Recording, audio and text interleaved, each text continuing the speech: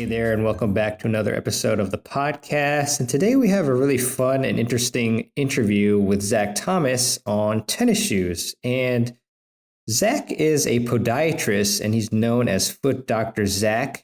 And he says on his Twitter profile that he cuts open tennis shoes for fun, which I highly encourage you to check out on his YouTube channel, where he has over 20,000 subscribers on his tennis shoe review YouTube channel.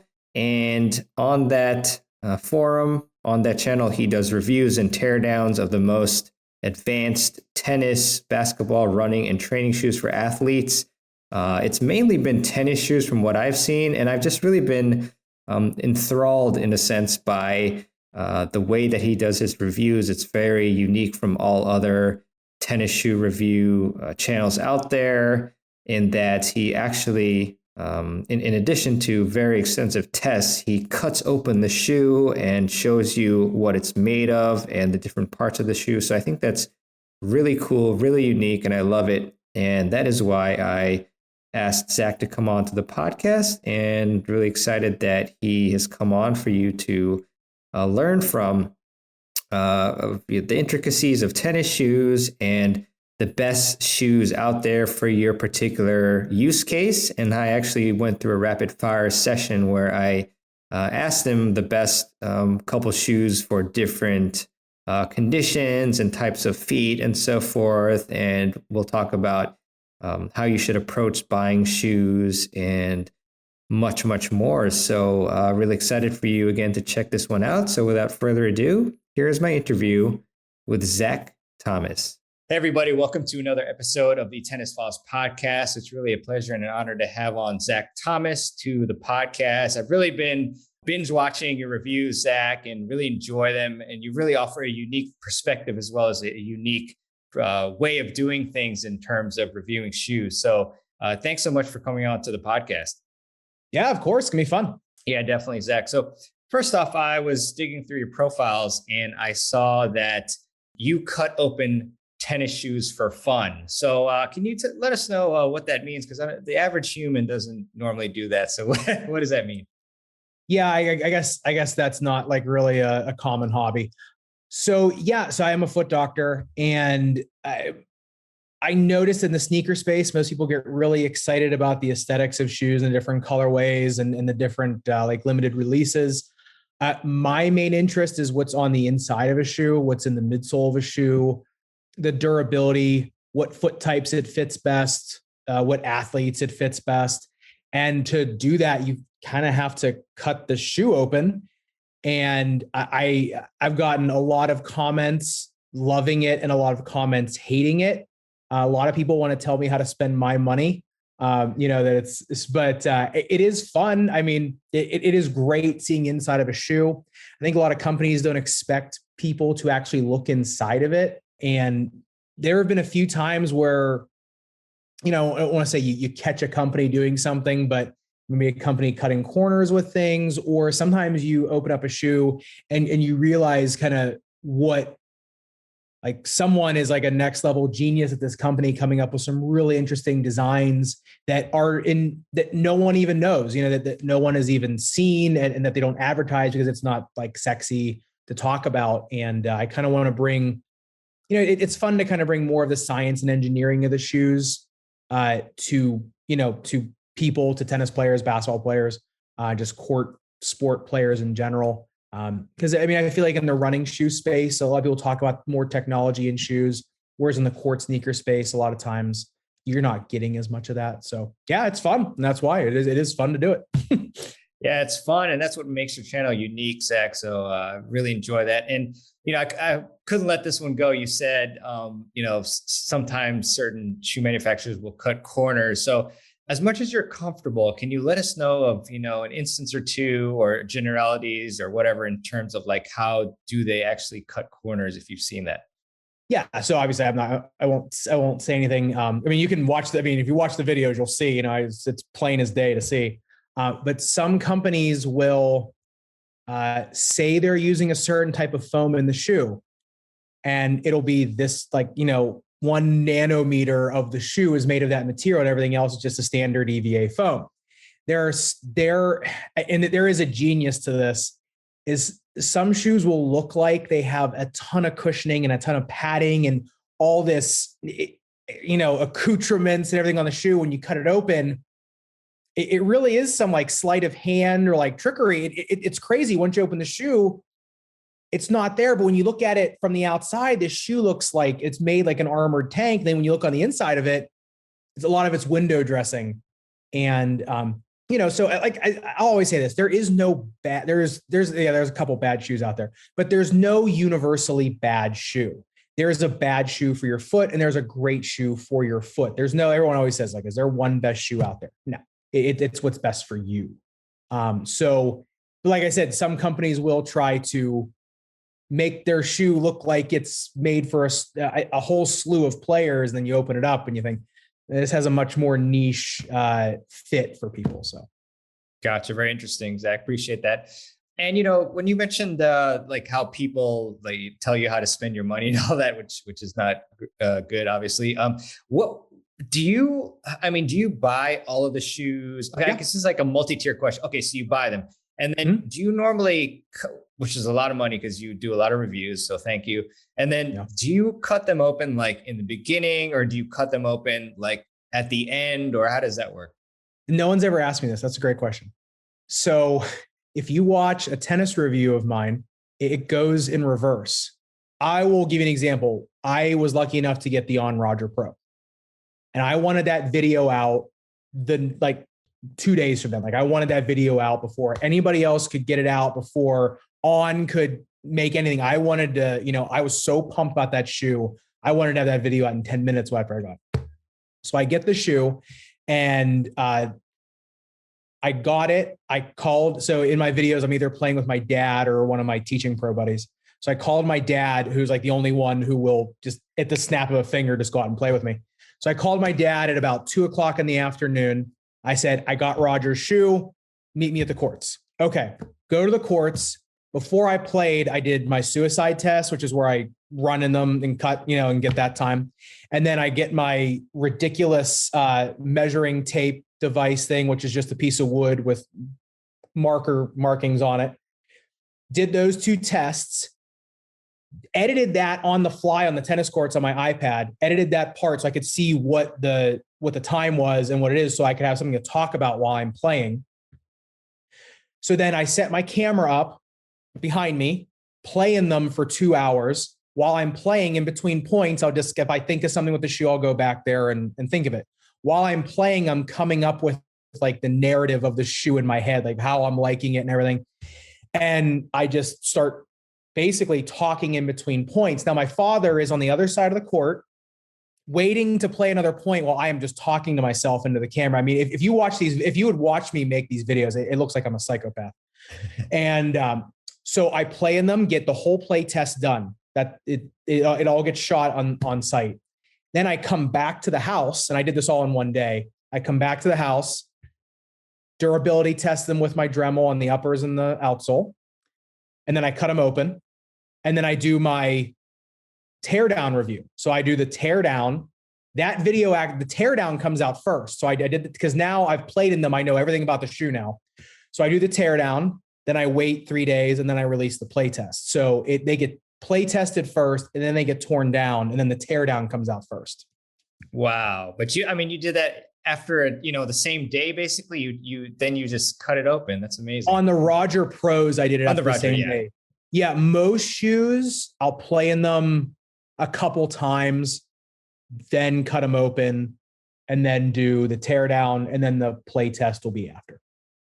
And then you glue them back together and play with them, right? Yeah, right. That'd be cool. I mean, that'd be a fun video to try, actually. That's a good idea. I don't know. Disclaimer, I don't want you to hurt yourself, which you probably would if you did that. And just curious, I have a lot of questions about like choosing shoes and helping the audience on that, but it's just so interesting for me. So no brands like have reached out to like help you out with this? Oh yeah.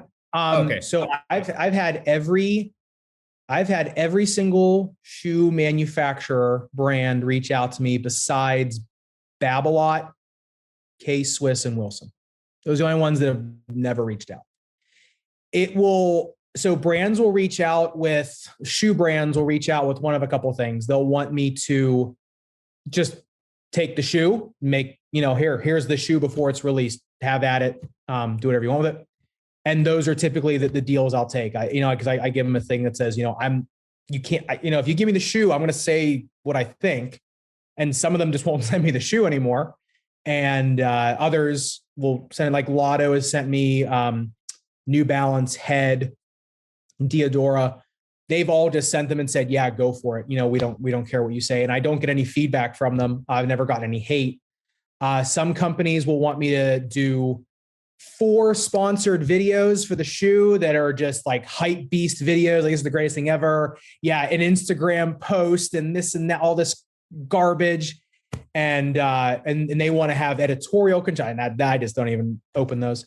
And then other companies will reach out to me and just yell at me because I said something about their shoe that they don't like.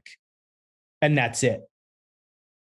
So that's the range that I get. I typically will never take a sponsorship deal. Like, I'll never get paid to review a shoe by a shoe company. I think that's pretty wrong.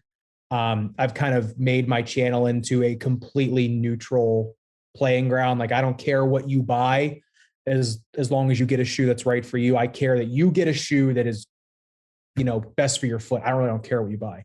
So, but yeah, brands do reach out. But I'll only take shoes from the ones that don't care if I say something, untoward about their shoe.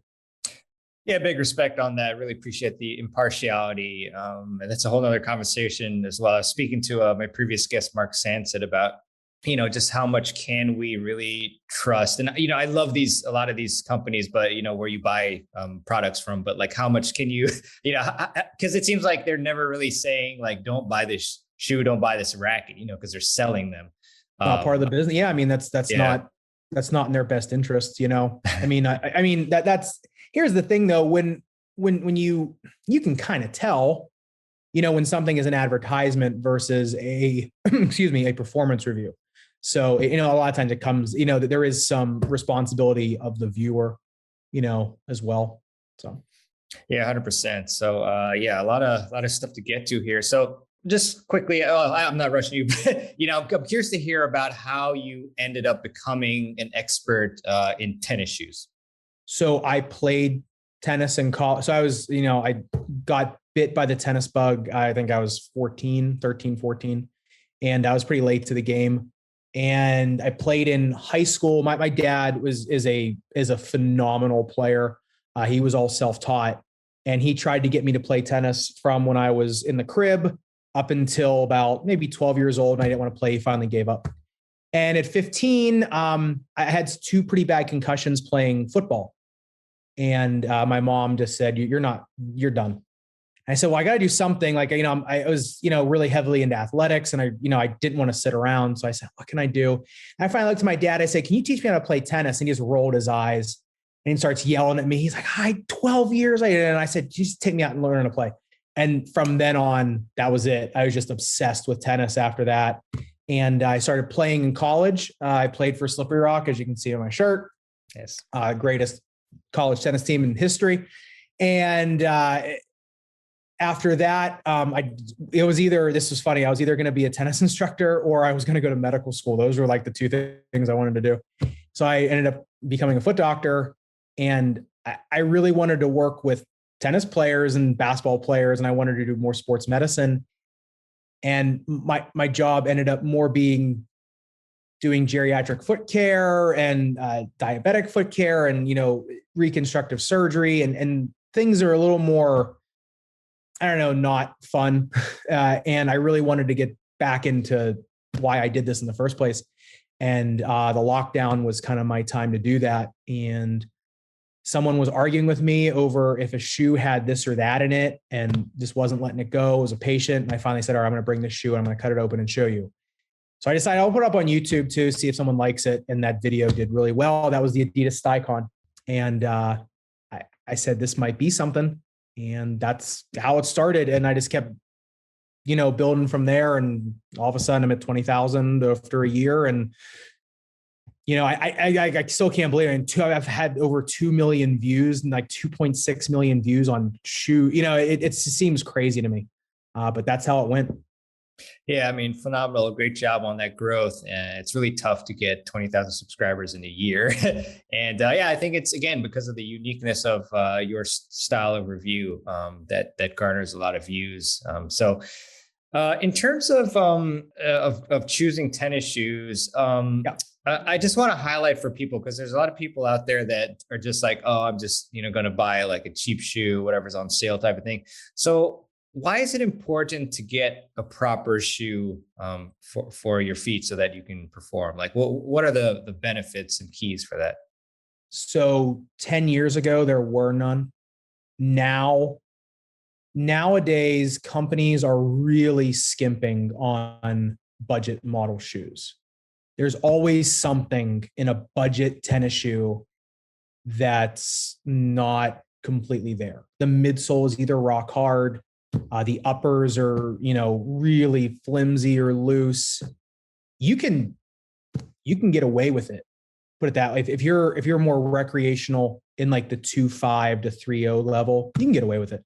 But if you're a weekend warrior, you're not used to, your body's not used to those demands, and you haven't built up the bone mineral density, you haven't built up the muscle strength.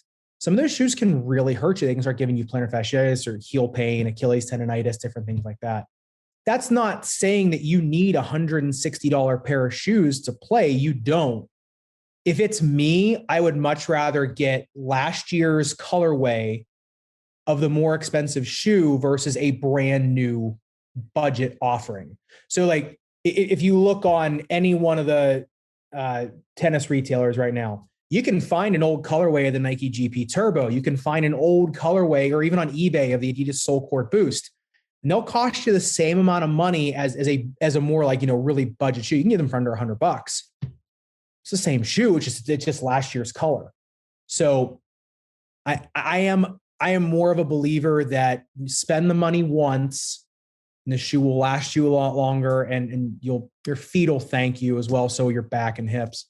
But like I said, that's not saying that you can't use budget shoes. Typically, I say if you're going to use budget shoe, you probably should put an orthotic in there, or just something to help the bottom of your foot out. That being said, there are exceptions to that rule. Like K-Swiss, a lot of times they put their shoe on deep discount. K-Swiss are great. Like they are kind of the exception that proves the rule. There's things I don't like about some of their shoes, but in terms of a budget shoe, they're probably the best out there. New Balance with the 996 is a more budget shoe than some others. Same with the 696. That's like the $60 version. That's probably one of the better ones out there. You're going to sacrifice a little bit of upper stability in those shoes, but like I said, there are gems out there for under 100. That's usually what I consider a budget shoe, is under $100. But if I'm looking for a budget shoe, that means I'm on eBay looking for last year's colorway of the shoe, someone trying to get rid of it. Someone's always trying to get rid of an old colorway. So got it, Zach. So I know bright line numbers aren't always like great or useful, but in this case, like, would you say that like if we're under 100, besides those exceptions that you mentioned, like K-Swiss, like then we're in budget territory these days? I'm wondering if there's a number where it's like you shouldn't go below this, like generally. I don't know, because if you're a 14-year-old kid and nothing, when you're 14, nothing hurts. It's kind of hard to hurt yourself besides falling over and breaking an ankle. Does it really matter? Especially if you're playing on clay, like really good clay, it's hard to hurt your foot on really good clay. It's super soft. It's hard to sprain because you'll end up sliding before you'll tip over. So no, not really. Like I said, to me personally, I'm 35 and overweight, so I need a shoe with something underneath of it, or I'm going to start to get heel pain. So it depends on the person. If you're somebody that's super lightweight, don't put a lot of stress on your joints, get whatever you want. If you're someone that needs some help, then you better look for something with a premium midsole foam and something that's an upper that's going to hold your foot in. Gotcha. Appreciate that, Zach. So what are some of the biggest mistakes that players make when they are trying to buy tennis shoes? Not knowing the width of their foot. Hmm. So some people think that they're, I don't know. Well, let's say you keep buying shoes because you think you're an 11. You're a 10 double E. So you're flopping around in these shoes that are making you slow, right? Or you're someone that's buying shoes because you like the way they look and they're super narrow. They come to a point like a triangle. I know a lot of people that try to fit into like the Nike GP Turbo that have a quad E foot. You're never going to fit into it. I don't care if you go up 3 sizes. You're just not going to fit. It's just a narrow shoe. That doesn't mean it's a bad shoe. It's one of my favorite shoes. But people say, I'm a 4E. What shoe should I get? I say, well, New Balance is the only one right now that makes a quad E. Well, I don't want a New Balance. Well, okay. I don't know what to tell you. So that's I would say not knowing the shape of your foot, not knowing the width of your foot. Got it, Zach. So, if I'm a buyer, which I am obviously, and I'm going out to buy some shoes or I'm doing research, what are the most important characteristics? I mean, besides width that you mentioned to think about when I'm in this process? Are you buying a shoe for injury prevention? Or are you buying a shoe for performance? It's a big difference.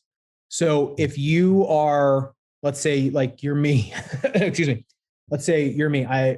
I've had a history of lower back problems since I was in high school. I mean, like I just always, that's like my weak point. I'm always going to buy a shoe now with either Boost Foam, double stacked Zoom Air, and pretty much anything Diadora makes that's more of their matte, like their Blue Shield line, because they don't hurt me. Typically New Balance doesn't hurt me either. So I'm always going to buy that versus when I was in college and, I was lean and mean and I was super fast and I didn't have a lot of those, those issues weren't haunting me as much as they do now. Then I was probably looking something like the Vapor Pro or, maybe something like the 996 or like the Lotto Mirage, something a little bit more streamlined and a little more fast because I just didn't, I didn't care back then. When I give my dad shoes, I never give him anything without like 2 layers of foam in it or with something with Boost or something in the Maximalist Asics line, because he's got a knee replacement on one side and a bad shoulder. So his needs are a lot different than like my other buddy who I play with, Mike, who was my old boss, who's 40 years old, has never had an issue in his life. He just needs something. He just wants to be able to get to, he needs more speed. So I'm going to push him towards something that's more speed focused, more performance based. So that's kind of thing. What do you want the shoe for? Got it. And so that's a really important distinction. Appreciate that. Like, so say if we're looking for these shoes for injury prevention, I know you mentioned like the cushioning. What other characteristics are usually prevalent in those types of injury prevention shoes that we should be looking for? So it depends on which side you're talking about. So there are people that have really bad problems with overpronation or flat foot. That's about half the people that are having problems, right? It's on the inside of their foot. So you want something with a really stout midsole, like a really stiff shank on the shoe. That's that bar on the middle and underneath the shoe. So you want something that's going to hold your arch up, right? It doesn't let you tilt in. So something like the Adidas Soulcord Boost, if you look at my teardown of it, I mean, the shank is super thick. It gives people blisters. That's how stiff it is. Usually when you break in the Soulcord Boost, you're getting blisters in your arch because it's so stiff. Versus someone who's a chronic ankle sprainer, which is on the other side of your foot, well, something like the New Balance Lav V2, which actually kind of overpronates your foot a little bit, but it stops you from twisting the other way. So it's super stable on the outside because it has a fat lateral flange on your forefoot. It's kicked in, so you're almost sitting, tilted inward. So it's almost, it's not impossible, but it's really hard to sprain your ankle in those. Versus some other shoes like the GP Turbo, where it's got a layer of Zoom in it, an airbag on top of it. So if you're somebody with ball of foot pain, you're literally walking on a pillow. So it's really hard to hurt yourself. Excuse me. So it really depends on what you need out of the shoe in terms of what it's going to give you. Gotcha. Very interesting. Also, as far as like, people have sometimes like one foot that's bigger than the other, like what's the solution for that? That's hard. So I have that. My left foot's almost half a size wider than my right. Typically, I say you size to the bigger foot because I'd much rather wear two pairs of socks or put an orthotic, because you can get the shoes to match up with an orthotic if the person making it knows what they're doing. You can kind of even it out. You can put a heel lift in a shoe. You can put there's all sorts of things you can do. Typically, two socks works. That usually does it, or different lacing. It's hard when it's a shoe that's crunching your foot, that's cramping your midfoot, it's making your toes go numb. You can't play. I'd much rather play in a shoe that's a little bit big for me versus a shoe that's small on me. It's just that the discomfort really gets you. So I always say size to the bigger foot.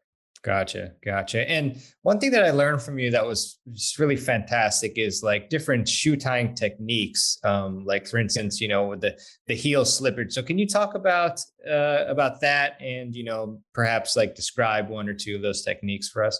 So there's only a few out there that I think are really beneficial. Yeah. If you type in on Google shoelacing techniques, you'll get some of these graphics that are so stupid on how to tie. I mean, I've seen some wackadoodle things out there. Just people trying to be different. Number one, the easiest way to modify your laces is to skip eyelets, right? Around, like, say you have like a arthritis or just a hot spot somewhere. You literally just skip both eyelets and tie them on the same side and go up. That's the easiest way. Number two is what I call like the cat's cradle or the runner's knot, which is where you use that back eyelet and actually lock the lace. If you want to see that, it's in the ASICS Gel Resolution 8 Clay video on my YouTube channel. Just it's timestamped. But it's where you use the back eyelet of the laces to lock them down to stop your heel from slipping. And that's what runners do, because when your heel slips when you run, that's about the easiest way to get heel pain, plantar fasciitis. So that's why they made that knot, so that runners can be more efficient. It also slows your time down. So that's why they call it a runner's knot, because it was originated in running. But it's the same thing when you're jumping into your serve. If your heel goes up, then your shoe comes up and hits your heel, then you hit back down on the ground. You're getting double the trauma to your heel every time you step or serve. After a while, you're going to get heel pain or Achilles tendonitis or jumper's knee. So that's the big one is learning how to lock a shoe down, especially on shoes with lower heel counters, like the Gel Resolution 8, like the New Balance 996 and 696. If you're not using a runner's knot on those shoes, you're probably getting heel slippage. Very interesting. You mentioned, which I watched both of those reviews, actually the Gel Resolution 8, the regular version and the clay cord. So what's the importance of having a clay cord shoe, and like when would you recommend that we get one versus like just using like the regular version? It all depends. So clay cord shoes, typically the rubber is a tad softer. The tread is all herringbone, and it's a thin herringbone. It's like they're more like a knife's edge, so it digs into the clay. There are some shoes where the all court or the hard court pattern is just as good as the clay. Yonex Eclipse 3, Adidas Soul Court Boost, Court Jam Bounce, Soul Match Bounce. I mean, yeah, their clay versions are a little bit more gripping, but I mean, I grew up playing on clay, and I have I honestly can't tell the difference. Now, if you try to put the Gel Resolution 8 all court version on a clay court, you're going to slide everywhere.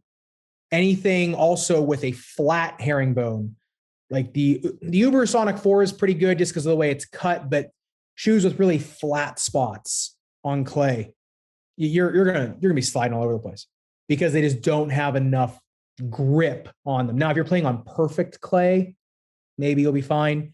And if you're not a super aggressive mover, you're probably fine. But for higher level, you need that razor sharp herringbone so that you don't lose push off speed when you're pushing off the inside of your foot, because you're gonna slip and then you're gonna go. By that time, the ball might be by you or the person's hitting behind you.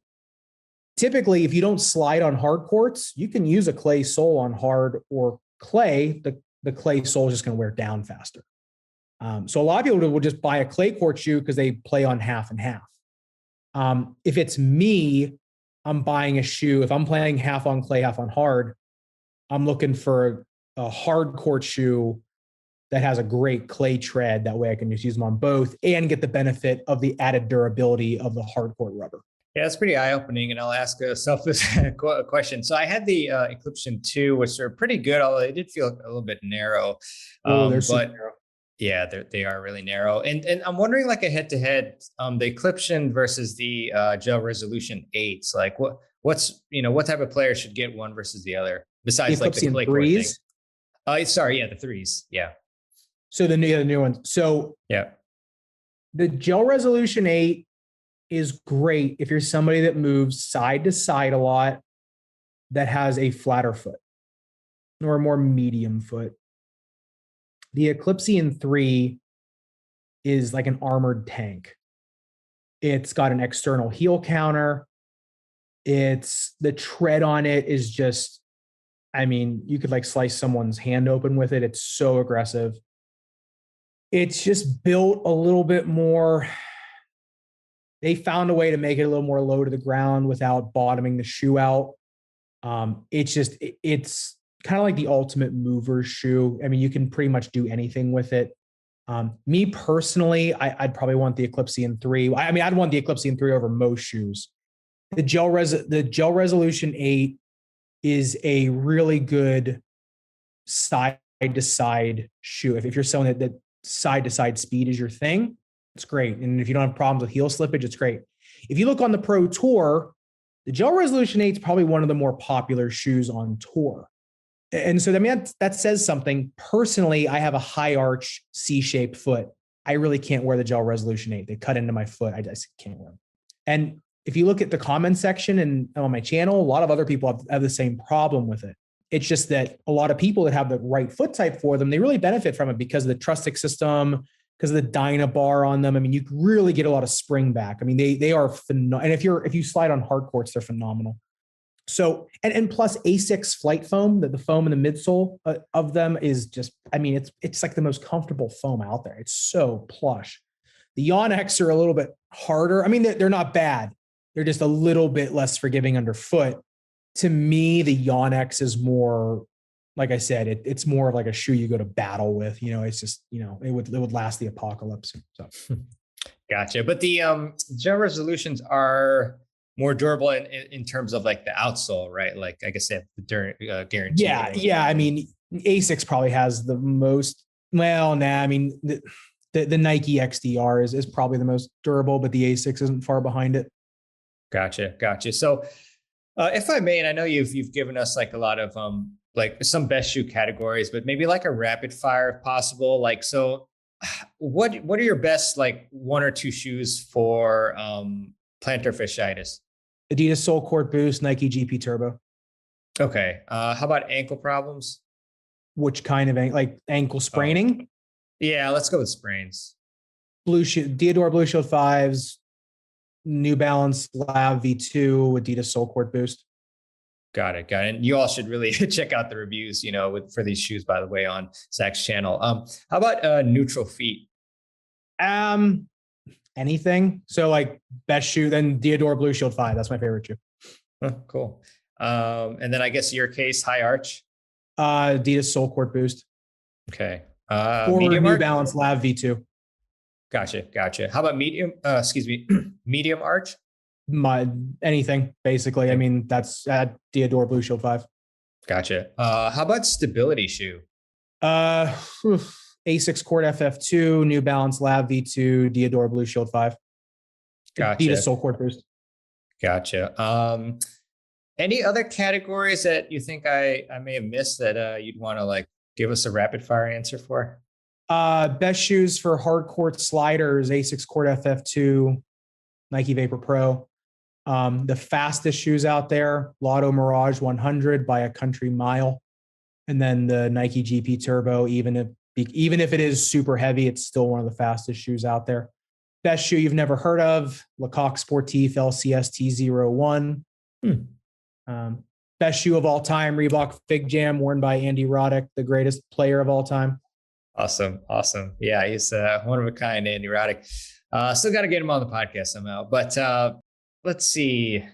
Oh, so another, kind of selfish question. And I know you're a foot doctor, so uh, have you heard of chondromalacia, the knee issue? Yeah.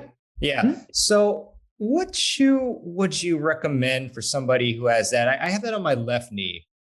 So it depends on your foot type, but typically, I mean, it doesn't matter what's going on in terms of, well, it does matter, but any type of shock inducing injury like chondromalacia usually is or like knee arthritis, let's say, any type of knee arthritis, any cartilage problem, they all do bad with shock. So anything that decreases the shock on your joint, same with hip, same with back, same with shoulder, neck pain.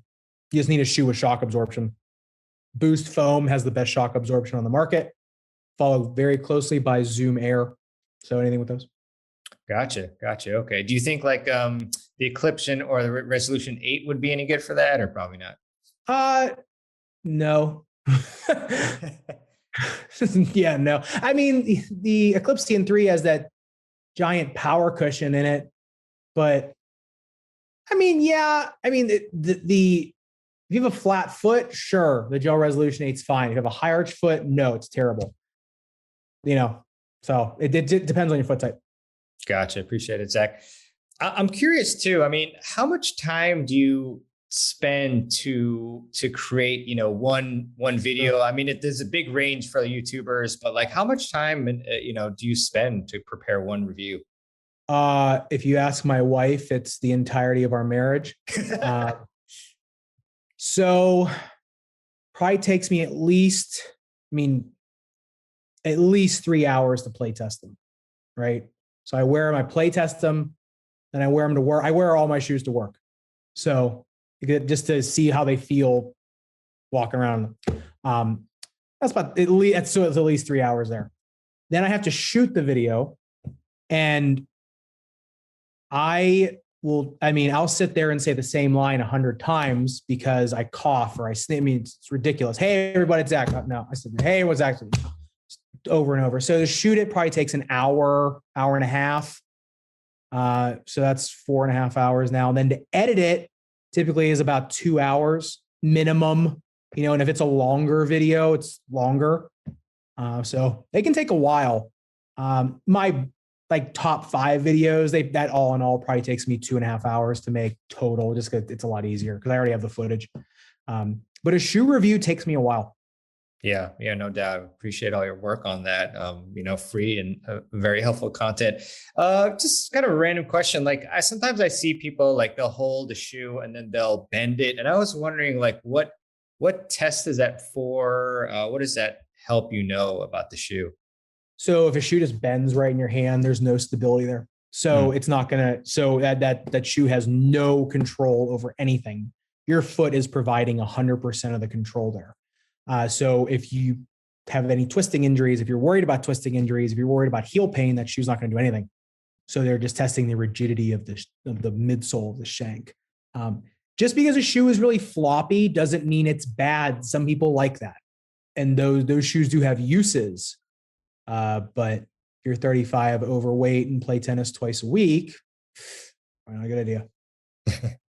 And Zach, kind of going back to like the beginning of the interview where we talked about you deconstructing the shoes. Like, I was wondering if you could talk about some of the different like layers or pieces of material. Like, I remember you showing like the heel pad, and that was really interesting. So, like, what are some of those pieces of the shoe, and what's their purpose?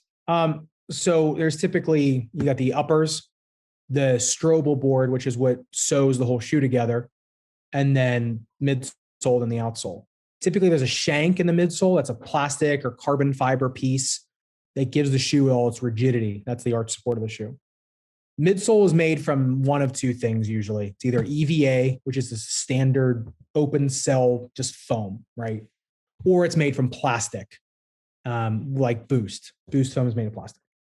There is a new breed of midsoles out there that Under Armour has. It's called Flow, and it's made from basically diaper elastic, which is really interesting. So that's kind of like the only new thing out there. Most shoes are just made of standard EVA foam. It's the same thing you see cosplayers wear. Same thing you make set props out of. It's moldable foam. So some companies will put they'll put a more dense foam in certain areas of the shoe and a less dense in certain areas to give more cushion, or more bounce or more density, whatever. Adidas is really good about that. They'll put boost in areas where you need it, and then they'll just put standard EVA in the rest of it. So it's usually not what the material is, it's how they engineer it. It's how dense it is, how light it is, how heavy it is.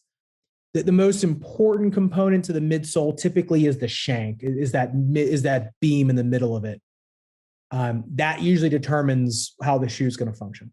Gotcha. Very, very cool, Zach. And kind of a random follow-up, like 20 minutes late, but say if we've got like one shoe that's longer than the other because of our longer foot. So, and you said to double sock. So maybe it's an obvious answer, but we should double sock on like the smaller foot and then like the bigger foot, just like single sock. I usually say on both feet, because that you'll get used to it on the one side. Gotcha. Your other, it won't be a big deal on the one side, but it will make a huge difference on the left. Typically, you never want to do anything on one side versus the other that's going to throw you off in terms of height, even if it is just a micrometer of the sock. If you're playing high level sports, you'll notice it after a while. You don't think you will, but you will. Gotcha, Zach. And one other substantive question is, or maybe the last one is, when do we know when we need orthotics? Well, there's two schools of thought. One is everybody needs them. The other one is you need them when you have pain. Orthotics are not the end all be all. I never wear orthotics in my shoes. Never. I hate them. Can't stand them. And I'm a foot doctor. It's my job to make orthotics.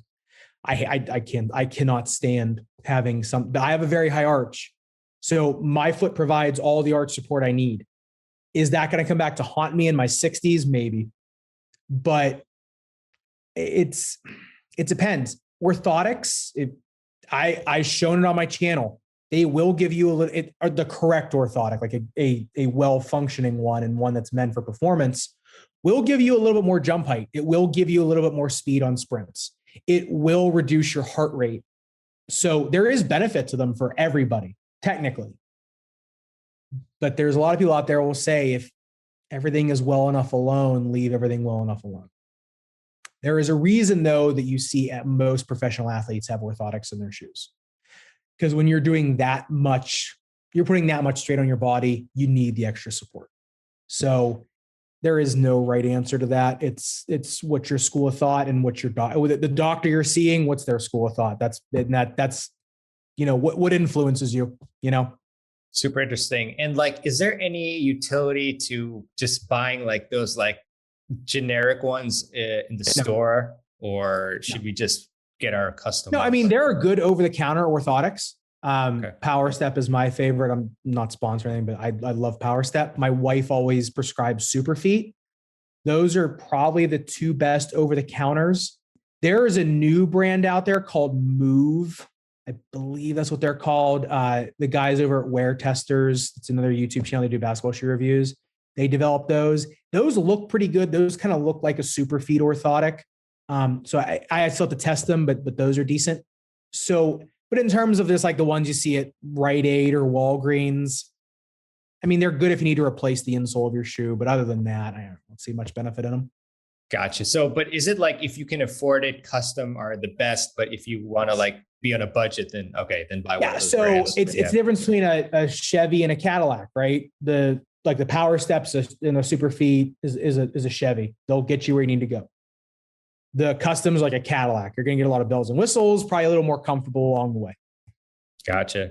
Cool, Zach. Well, I know we're running on time here, overtime. So where can the audience go to follow you and check out your content? I'm on YouTube at Foot Dr. Zach, and I'm on TikTok at Foot Dr. Zach. I barely ever go on Instagram anymore, so it's not a great place to find me. That's at Rubber and Foam with rubber and foam. But I don't do much on there anymore. So that's pretty much it. Don't try to send me DMs with medical questions. I won't answer them. I cannot give medical advice outside of the state of Pennsylvania. So don't try. I won't open it. And don't get angry with me when I don't open it. Oh, so if you live in Pennsylvania, it's totally fine, right? If you live in Pennsylvania, you can come to my office. Sure. Good. Oh, where's your office, by the way, so people know? I mean, if you want. Yeah, I have it. It's Academy of Podiatry in Pittsburgh. So Got it. We have Got 5. it. Awesome, Zach. Awesome. Well, I love your channel. You're doing an amazing job. I love watching your content. It's so unique, and definitely we're going to have all the links to your YouTube channel and socials and so forth in the show notes page. Any last closing thoughts you would like to tell the audience? I'll let you have the floor. No, not really. Just remember, don't try to fit your foot to the shoe, fit the shoe to your foot. Just because you like the way one shoe looks or because your favorite pro is wearing that shoe doesn't mean it's great for you. Andy Roddick is the greatest player of all time, and he was my favorite, but I could never play with the Pure Drive because I just couldn't play with it. I wanted to play with it, but I couldn't. I play with a Head Radical, and that's what suits my game best. So same thing with shoes. Just because Naomi Osaka is wearing the GP Turbo doesn't mean it's the best shoe for you. So just remember that. Just fit the shoe to your foot, not the other way around. Love it. Thanks so much, Zach, for coming on to the podcast. Really was fun, and hopefully we'll chat again soon. And all the best to you. Appreciate it. Thanks for having me. Appreciate it. Anytime. All right. I really hope you enjoyed my interview with Zach. And Zach, thanks so much for coming on to the podcast, and really enjoyed speaking with you about shoes. And you've definitely changed my outlook and my thought processes on what shoe I should get. And I might actually get a different one than what I originally was going to get. So that was great. And we will have all the show notes, we will have all the links that we talked about today on the show notes page per usual, including Zach's excellent YouTube channel and his social profiles, and some specific videos for you as well on different shoes that were mentioned. And if you enjoyed this episode, and if you enjoy the podcast, then I would really appreciate it if you would leave a review for the show. And you can do that on Apple Podcasts or your favorite podcast app. The direct link for Apple Podcasts would be tennisfiles.com/Apple Podcasts. Also, I did record this episode on the road, so the microphone may sound a little different than usual, but appreciate you listening either way, and hopefully it sounded a-okay to you. And I do want to leave you with a quote, as I often love to do at the end of the show, and this one is by Roy T. Bennett, and Roy said, "Turn your obstacles into opportunities and your problems into possibilities." Love this quote. Amazing one. Definitely keep this in your mind as you battle through your tennis matches and practices, as well as your life in general. All right. Well, thanks so much for listening to this episode, and I look forward to seeing you on the next episode of the Tennis Files podcast. This is Mehrban Iranshad signing out.